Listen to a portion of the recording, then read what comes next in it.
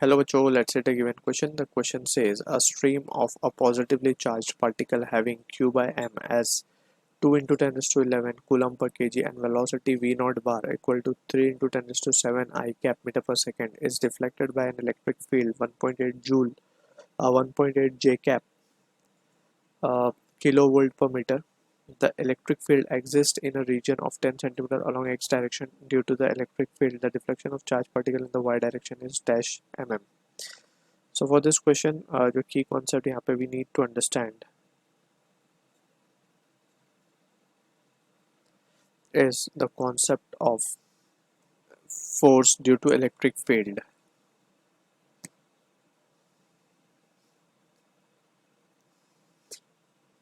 तो अगर हम मान लें कि हमारे पास एक चार्ज पार्टिकल है जो कि इलेक्ट्रिक फील्ड के अंदर रखा हुआ है, तो it experiences a force that is given by F equals to Q into E, right. अब यहाँ पे हमें एक चीज़ और समझनी होगी कि अगर पॉजिटिव चार्ज रखा हुआ है तो फोर्स का डायरेक्शन जो होगा that will be in the direction of electric field only. अगर नेगेटिव चार्ज है तो force acting on that negative charge will be opposite to that of electric field. तो ये चीज़ हमें यहाँ पे बेसिक अंडरस्टैंडिंग रखनी है regarding the force due to electric field, ठीक है. सो यहाँ पे अगर हम बात करें क्वेश्चन की, तो हमें let suppose this is the region of 10 centimetre. 10 centimetre region है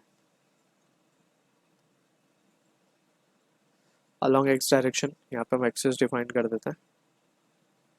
ये y है, ये x एक्सेस.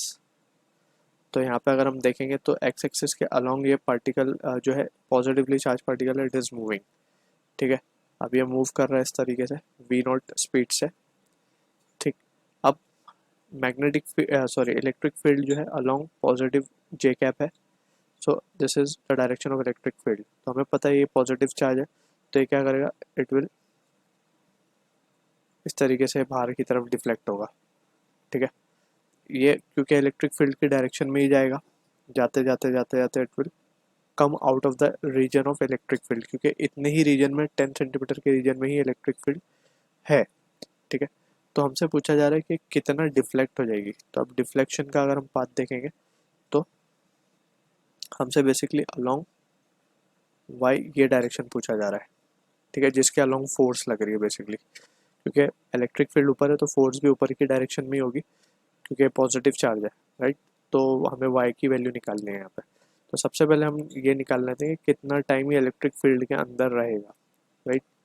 और सबसे पहले हम ये भी निकाल लेते हैं कि कितना एक्सेलरेट हो रहा है ये चार्ज.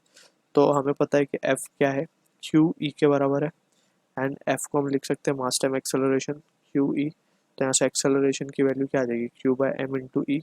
अब क्यू बाय एम हमें क्वेश्चन में गिवन है, सो ये हो जाएगा. या फिर इसको अभी हम ऐसे ही रखते हैं, let's say expression number 1. Acceleration मिल गया हमें, ठीक है. अब हम देख सकते हैं कि हमें furthermore we can calculate the time. इसको कितना टाइम ये इलेक्ट्रिक फील्ड में रहेगा, क्योंकि हमें वेलोसिटी गिवन है और डिस्टेंस भी गिवन है. तो हम निकाल सकते हैं time. Time in electric field that is T.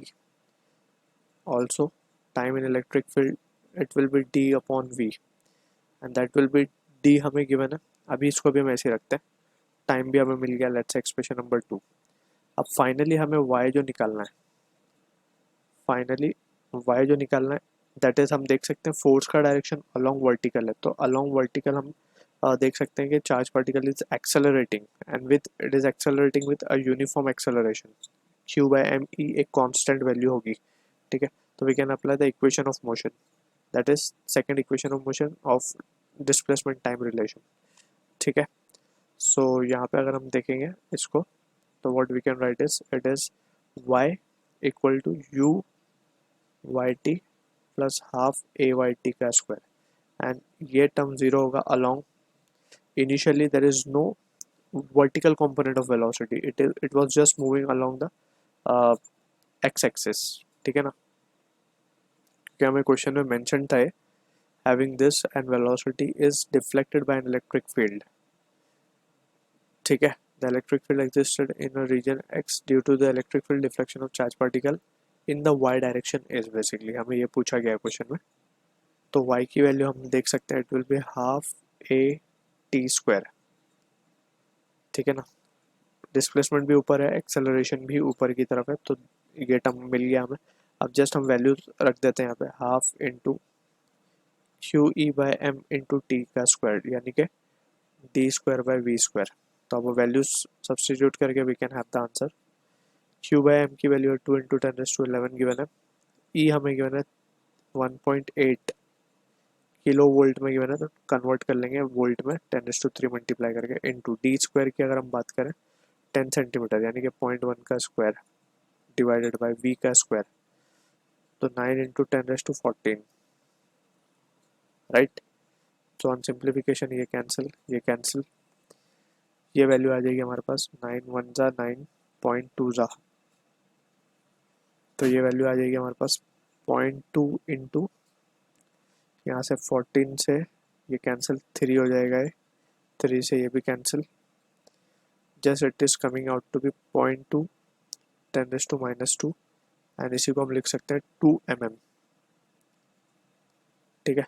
So this is the answer for the question we are getting, that is 2 mm का डिफ्लेक्शन आ जाएगा इसके अंदर। So I hope you understood the solution. All the best.